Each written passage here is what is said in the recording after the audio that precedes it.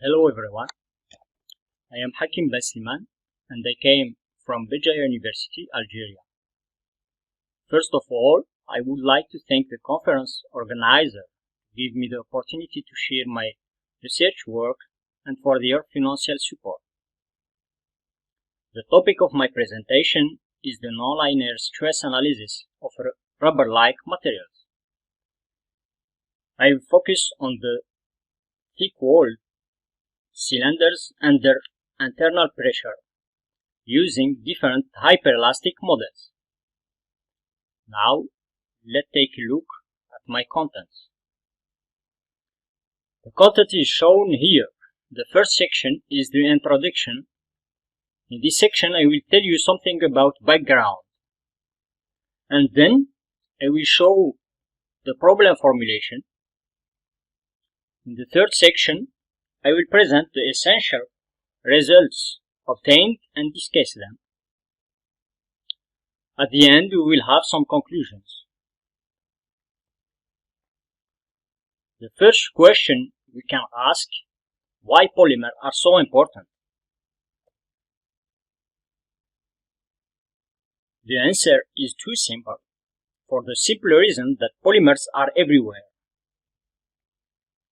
Indeed, polymers are common materials used in everyday utensils, but also materials for advanced technologies.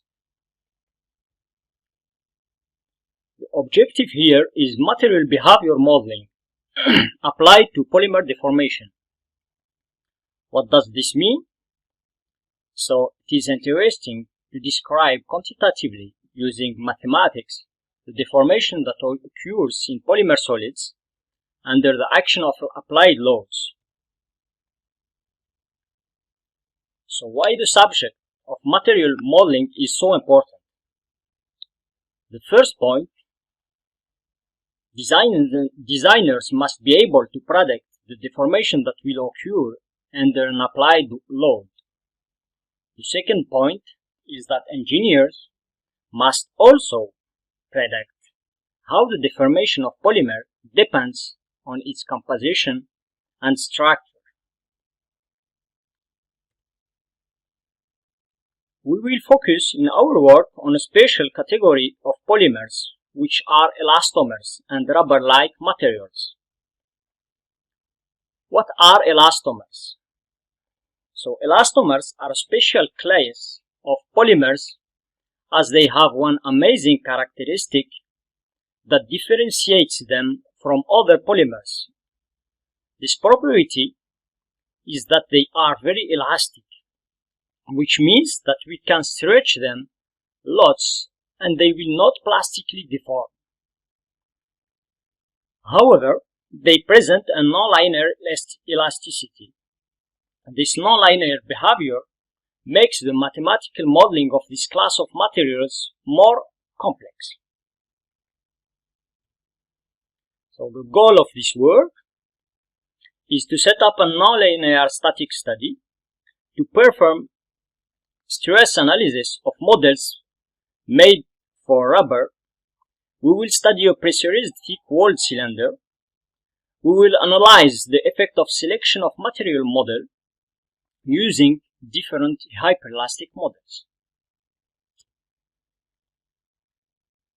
To start the second section, we will consider a thick-walled cylinder made of an incompressible isotropic hyperelastic material.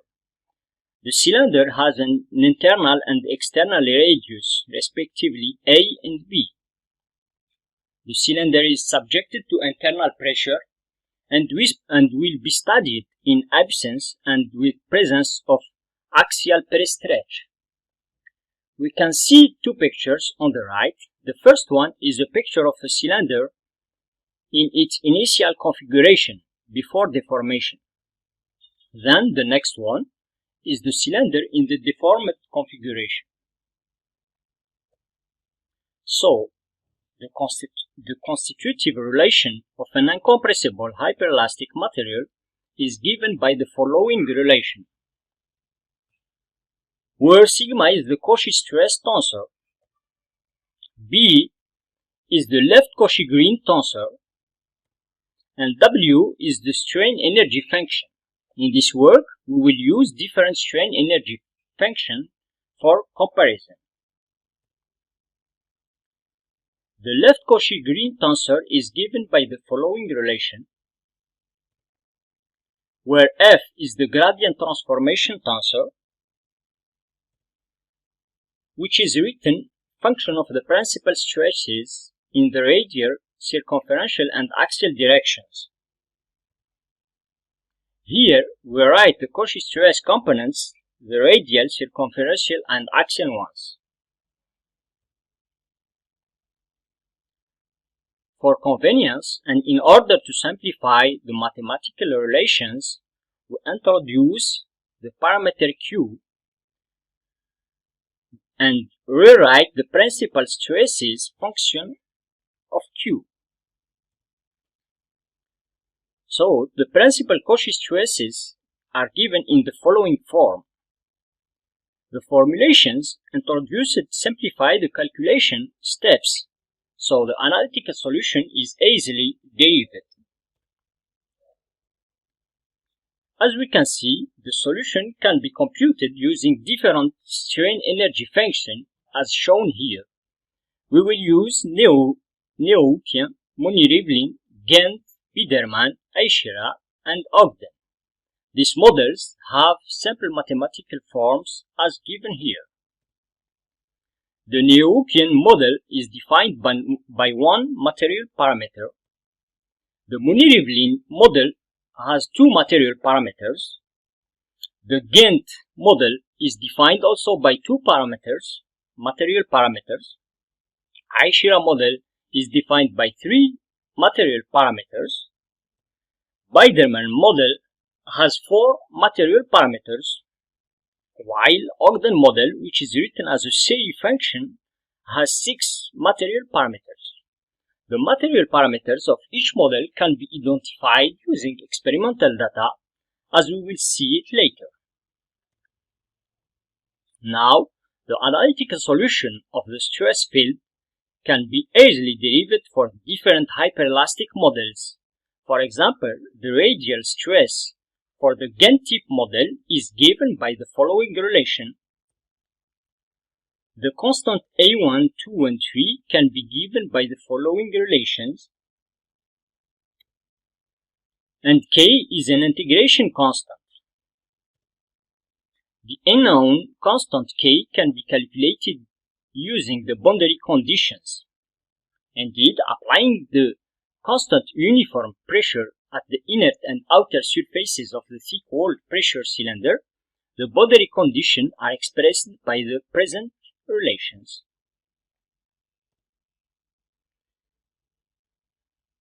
So in this work, 6 different strain energy functions for homogeneous, incompressible, and isotropic hyperelastic materials have been considered to describe the mechanical behavior of this class of materials. Markman analyzed different models using Treloar's experimental data for uniaxial, equibiaxial, and pure shear deformations. The fitted material parameters he obtained for the different strain energy functions used are summarized in the present table.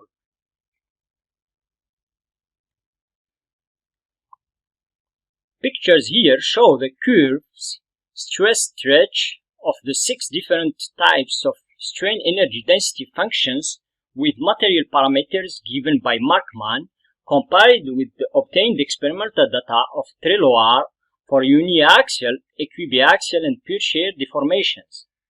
One can see that the Ogden and Ghent models have the best way to predict the experimental data.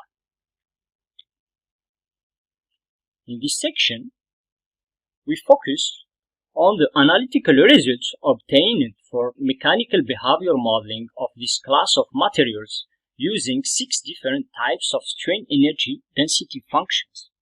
These pictures illustrate the distribution of dimensionless radial, circumferential, and axial stresses, function of the circumferential stretch for the cylinder tube using different models of the predescribed boundary conditions.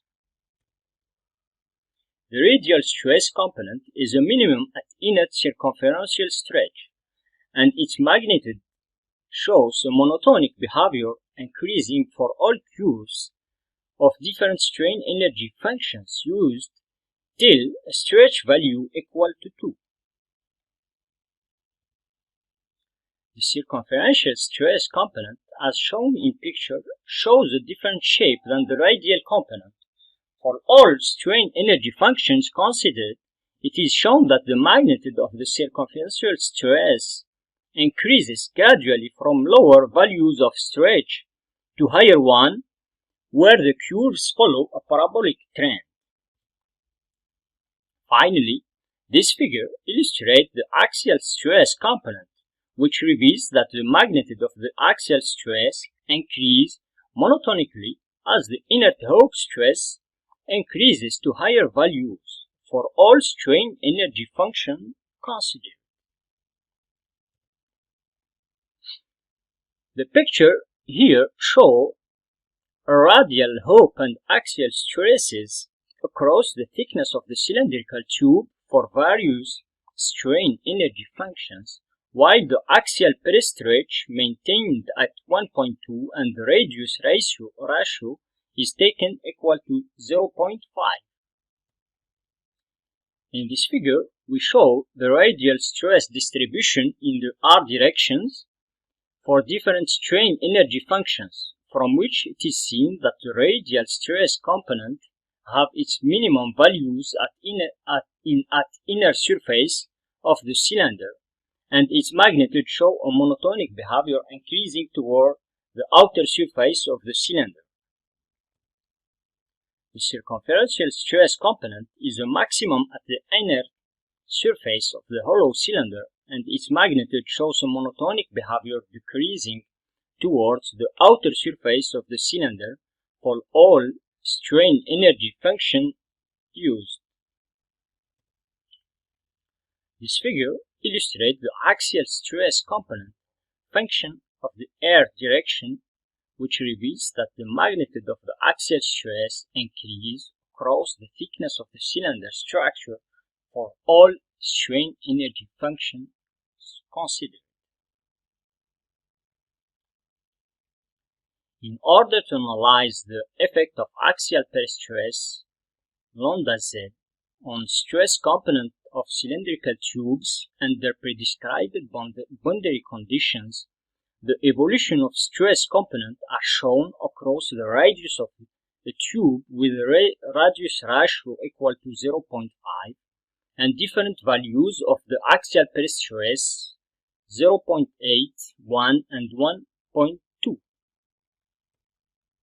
It is clear from figure that as the axial peristress increase, the radial, circumferential and axial stresses magnitude further increase. It is interesting here also to notice that the same phenomenon is observed for all other strain energy functions considered. To conclude, the elastic behavior of polymers was studied using 6 different models in the case of a thick cylinder under an internal pressure.